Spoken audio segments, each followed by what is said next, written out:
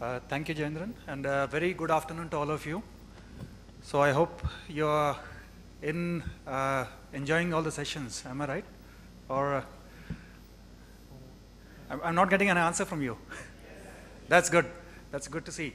So what I'm here today for is to share very concrete insights into what is happening in our particular domain, where I come from. Enough has been said about, of course, the track is about the mobility and mobile applications and so on. At the same time, what is of interest for me is to bring to you the awareness of what is happening in the automotive space related to this, because mobile is not a new thing for many of the people sitting here, even when we go outside. And it's become a commonplace. When it started just as a means of communication, being accessed, but now we are seeing a complete trend. It has gone down to the roots, to the lowest segment of the economy. And it is now transforming in terms of doing much more than communication. Smartphones taking over the entire world. Yeah? And in this whole thing, there is a statistics specifically saying that the smartphone is used only for 29% of the time for communication purpose. Rest of the time, it is catering to all other needs, be it entertainment, be it information access, internet, and anything like that. So you have mobility on your palms. But if you imagine these kind of things compared to the automotive world, where we're also seeing an increasing trend because of the socioeconomic demography, especially in India, where we're seeing more increasing number of cars coming in.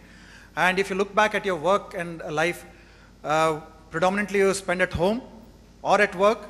The third major portion of your life where you spend is during transportation, during the transit. Yeah? And this is where we are trying to bring a difference in terms of what is happening in this particular space for you. So my focus is mainly in this aspect, where my agenda is very simple for this today. So I would start with a brief introduction of the company Bosch. I think most of you know it. It is big in Coimbatore. Then challenges with the applications in the automotive environment, what typical challenges are coming in. I also want to share a few in-vehicle applications which are already there and what is out there in the market. And then talk about what is going to happen in the future point of view. So just to give a quick overview of Bosch, I think this is known to most of you. So Bosch is mainly into three major segments: automotive, industrial, and the consumer goods and building technologies. Automotive being the heart of the whole business. Around 60% of the Bosch revenues come from automotive. And in India, we are represented in various different facets, dealing with product development, manufacturing, and engineering. So I come from the entity called Robert Bosch Engineering and Business Solutions Limited, where we have centers in Bangalore, Coimbatore, we have a big presence here, and also in Vietnam in Ho Chi Minh City.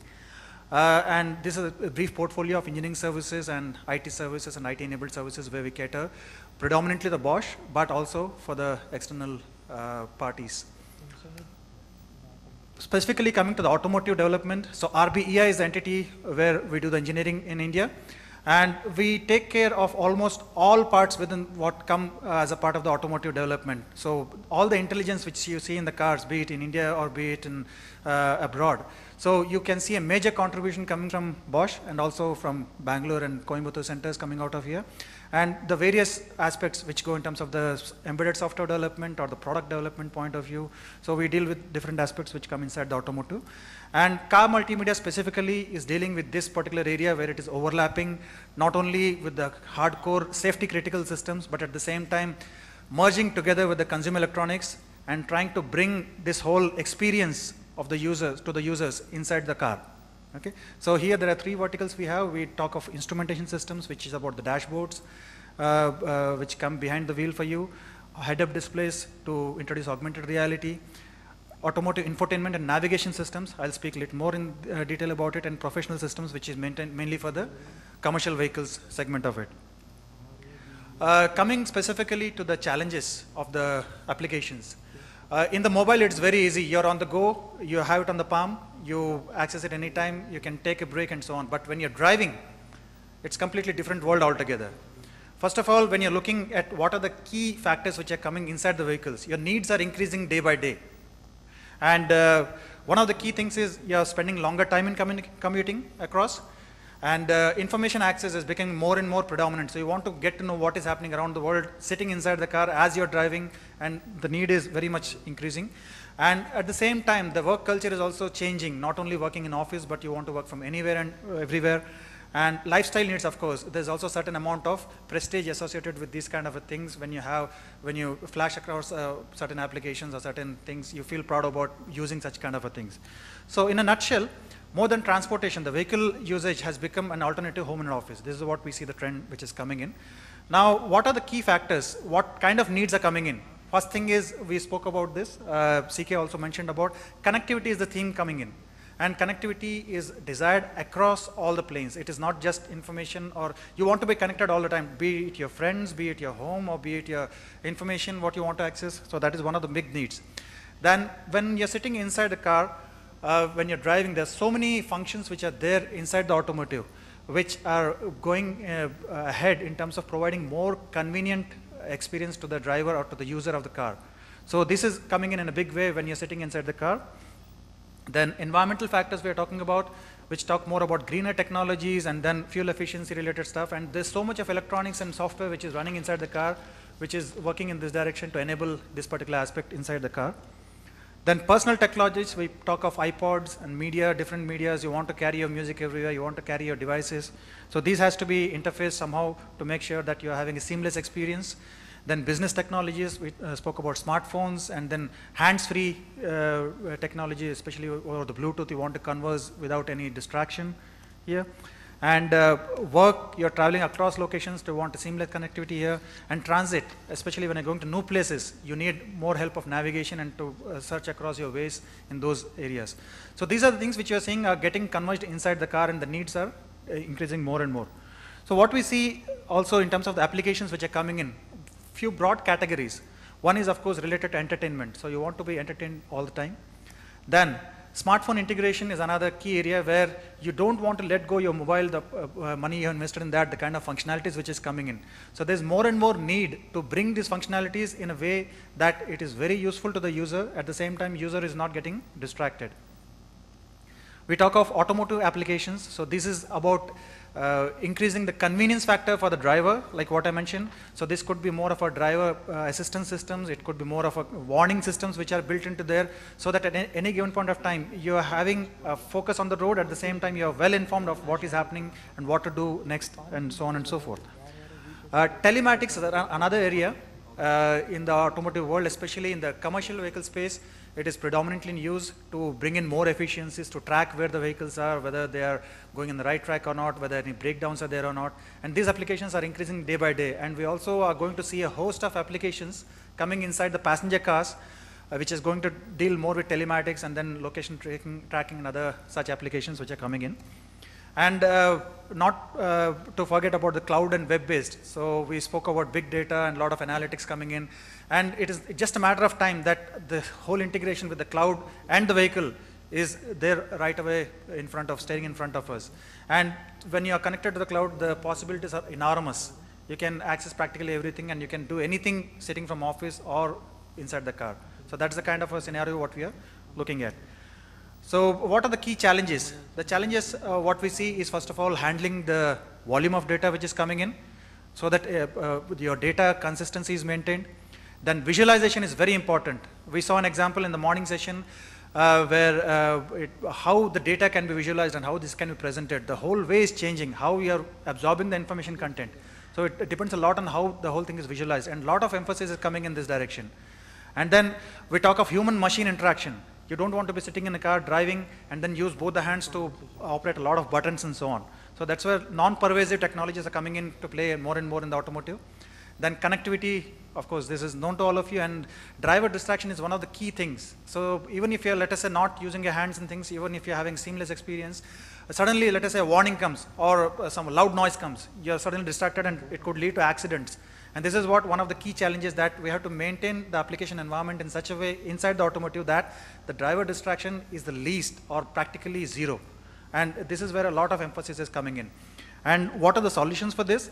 Is basically looking at the kind of environment. So we need very flexible solution, especially in terms of the easy integration of different functions we're talking about. It should not be functions in silos, but all functions put together which are giving you a collective picture. It should not be like different information at different point of time. And it has to be scalable, because we're talking of using these solutions across a bandwidth of vehicles, not only cars, two-wheelers, but also we're talking of commercial vehicles and so on. So we have to bring this kind of a scalability across. Robust and fail-proof. You can't expect an application inside a car to be failing very often. Yeah? Imagine a situation where you're driving and your ABS has suddenly stopped functioning. you're dead. So you cannot afford any kind of a failure inside the car environment. Whereas on the mobile side, it is still okay. You can reboot the mobile, you can still restart the system, and then they are not safety critical. But a lot of safety critical elements come inside the vehicle, and that is where a lot of emphasis comes in. And it has to be simple. It has to be understood by everyone who is using it, and very easily usable. And reusable, because we are talking of time to market. Because when we are bringing in this technology from the mobile world inside the car, by the time we develop, the mobile world would have already gone ahead a few steps. So the fast time to market is very, very critical and key in this particular area. So one of the ways what it is coming through is in-vehicle infotainment systems, which is, as of today, if you look in the Indian market, it is increasing in the content in the terms of, you see in the earlier scenario, the cars used to be without any radios and so on. Now you see the factory fitted radios coming in, and now you also see the navigation systems and bigger displays coming in inside the cars. A lot of OEMs are promoting this. But in the Western world, it is a de facto. Most of you already experienced this, that bigger displays and then more information content is thrown in. So the key aspects there are, one is it caters to the customization part of it, where different OEMs and different manufacturers are able to customize to their needs based on the car. A certain element of personalization comes in here, where we talk of different needs of different users. You want to have your own personal view, your personal settings inside these particular systems which are there. And last but not the least, the consumerization of it. So bringing in all the mobile applications on this platform and enabling this particular stuff. So basically what we're talking of, one window inside the car or one portal inside the car, which is talking about a safe and distraction-free interaction concepts and bringing you across all the information through one particular window. So that's the infotainment systems which are coming in. Yeah. So what I'd like to share with you is what is already there in the market, and I take special pride in mentioning this, that whatever you're going to see now, a lot of contribution has come in from Coimbatore center here, from our Bosch entity, and a lot of engineers are working passionately on this. And these are some of the technologies which is already there in the market, and I'll take one by one on this. This is a system called GMQ, Cadillac User Experience. It's a very high-end and rich infotainment system which you see. It has all the features in terms of the different connectivity options, and if you look at the interface on the left side corner, it is giving you a view like it is much better than what you see on the iPhones and the iPads nowadays. And it is right there inside the car, so that you don't have to take it out and take it in. It is available with you. And it also has features with respect to proximity sensing, touch sensing, gesture recognition. You talk of all the possible features which you need now, everything is in there. And the team has a lot of contribution from Coimbatore in developing this particular system. It is already now out there in the Cadillac vehicles, which is supplied by Bosch in this particular system. And other beauty of this system is you also have access to the internet. So you can browse the internet sitting inside the car without needing any external connections and so on. This is one of the things.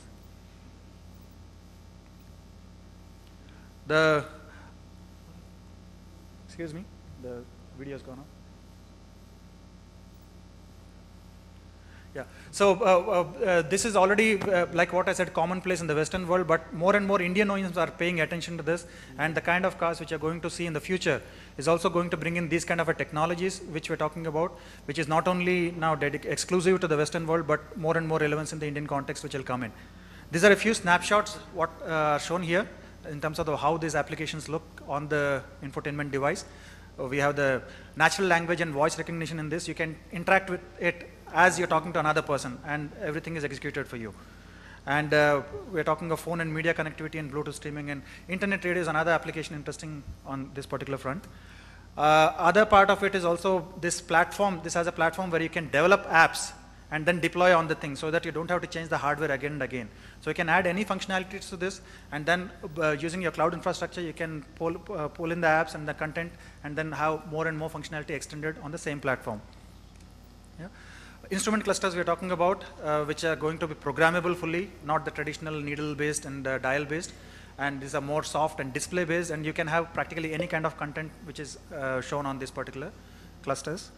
Then we are also talking of technologies which are coming in terms of dual view displays, where a passenger and a driver will have two different views of the same content. So if a driver is looking, he will see what is relevant to him. For example, a navigation is going on, the driver gets to see only the navigation part of it, but a co-passenger who is sitting next to it, he could be watching movies parallelly, or doing something else, or watching some other content, or maybe internet or something like that.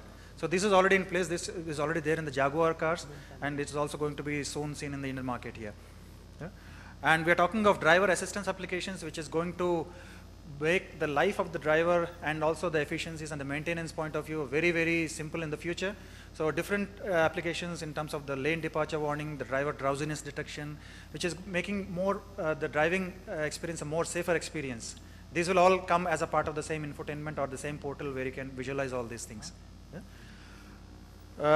In a nutshell, what is happening is the next gen infotainment platforms will provide more processing power, and it's practically having like having a full-fledged computer sitting inside the car and taking care of everything, and that's where the trend is moving towards. Yeah? I'd just like to share a small video which is coming to look at what is going to happen in the future and what all the features and technologies. And so connected vehicle is one of the main themes which will come across. And to look at the smartphone applications and other things which are coming in terms of there are different technologies in terms of mirror link or HTML5 which is going to be used. Audio, please. Then we're talking of vehicle and cloud service integration. So this is already in there. It is going to expand further and further, where we're talking of data aggregation, for example, picking some traffic information from the cloud and matching it with the real-time data on the street. Service aggregation in terms of portals and the different social media content which is coming in. Then portal solutions in terms of maintenance. So vehicle maintenance plays a big importance for the overall efficient investments and management. Personalized data. So depending on your interest, you can configure a few things. You can get alerts and warnings which keep coming across. This will happen in the future. Navigation in terms of visualization, completely changing. 3D maps we're talking about. We're talking of something called art maps, which give a different kind of visualization here. We talk of a global coverage. Of course, it is not limited to Europe or US or India alone. It is going to go across the globe and then deep to cover practically every coordinate on the globe. Then ecologic navigation, we're talking about increased efficiencies using map data for the performance. Then destination entry mechanism, you don't have to enter all the destinations, you just give a command, it will navigate to you that. Web-based services, which keep coming across in this. Assistance functions, I spoke about a few. So surround view, what is happening around your car, maybe a combination of video cameras, sensors, and then intelligent systems inside the car coordinating with each other. Then we talk of lane departure warnings. In the Indian context, maybe still difficult to visualize this, but then it may soon come up. Electronic horizon, this is very important because the data in and around where the vehicle is traveling, if that is used to combine with the intelligence from the cloud, you can have much more efficient operations, much more efficient driving experience coming across. Then driver drowsiness detection, it could be through a combination of sensors or steering wheel positions or video camera based applications which can come inside the car. So the moment you see some such incidents, the driver is immediately warned to wake up, or the jerks in the steering wheel can wake him up. Then car to X communication, car to infrastructure could be one major thing. We are stopping at a signal, interplay between the car and the signal, saying that okay, another 5 seconds left, and it starts automatically when the signal is up and running. Those kind of things is what you're going to soon see in these things. In terms of the HMI, voice recognition is now becoming a must. So it has gone to the level of natural language processing, so you can have a constant dialogue. Gestures, so for example, you just move your fingers, zoom in, zoom out, zoom in, zoom out, or volume control, just by the gesture you can increase and decrease the volumes. This is already there in the systems, it has to be taken to the next levels. Or for example, scrolling through the menus, you don't have to touch the system, you're just holding your steering and then using your fingers to give these gestures. Then different display technologies, like what I spoke about, for example, the dual view display, which is giving different content using the same display medium. And also in terms of the what resolutions which are coming across. So people want to see HD inside the car, so everything is going to converge here. And vehicle HMI, this is very critical because here we are talking of giving all the vehicle information in a way which is not distracting to the user. So we are talking more of augmented reality, and then your windscreen becoming your display. At the same time you see outside and the critical information. The challenges which come along with this also we're trying to look into in terms of the system integration and very user-centric design of the systems. Open source is one movement which is happening because, like what I said, time to market is critical. We cannot rely on proprietary systems, so open source is more and more entering into the automotive domain. And there are different players, so one player alone cannot provide all the solutions. So partner management and also the kind of complexity which comes across. These are the critical factors which are coming in. And yeah, so looking at all this, these are the kind of products which at least from Bosch we're trying to work upon, looking from the future point of view, and bring in this kind of systems into the market. So in terms of conclusion, where I see what is happening today is, first of all, there's lot more focus on bringing integrated solutions, not standalone solutions, all information content inside the vehicle. Then we're talking of smarter integration of mobile applications. So because you want that experience to be available inside the car, either in the same manner or in a modified manner. So all those will be available inside the car. Then HMI concepts for intuitive and distraction-free usage. So this is very critical inside the car when you're driving this. And open source, like what I mentioned, so a lot more movement is happening towards the open source, and more applications are being embraced from here. And cloud-based infrastructure for the data and application. This is going to be more commonplace in the future. So basically, in a nutshell, what is happening is in the mobile application space inside the automotive, so we are trying to bring the past, present, and future together inside the vehicle. Yeah, so this is a message to all of you, and a preview to what is happening in the automotive space on the mobile applications point of view. Thank you very much.